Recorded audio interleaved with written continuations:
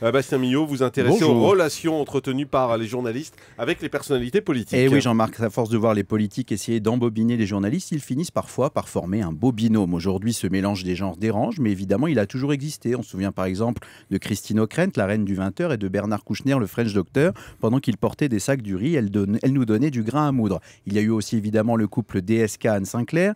Les téléspectateurs gardent en mémoire son émission de 7 sur 7 et ses pulls Angora, bien longtemps avant que son mari ne se comporte en gorée. C'est souvent quand un homme politique obtient un ministère que sa conjointe journaliste doit faire mine de se taire. En 2007, Béatrice Schoenberg avait dû quitter le JT de France 2 car on la disait du même bord, on la rangeait dans le même lot que son mari Borloo. La décision prise par la chaîne avait été, comme le parti présidé par son époux, radicale. Et en ce moment, Bastien, ce sont donc Valérie Trierweiler et Audrey Pulvar qui sont au centre du débat. Bah oui, la première dame n'entend pas renoncer à sa profession, même si la date de ses prochains reportages a dû être reportée. Et tout le monde connaît aussi la relation qui unit Audrey Pulvar et Arnaud Montebourg. L'un a mené campagne à l'écran, l'autre est sa compagne à la ville. Du coup, elle devrait bientôt quitter On n'est pas couché pour le plus grand plaisir de ses détracteurs. Quand il s'agit d'Audrey, la critique les démanche, à croire qu'il nous ferait une poussée de pulvaricelle. Merci beaucoup, Bastien.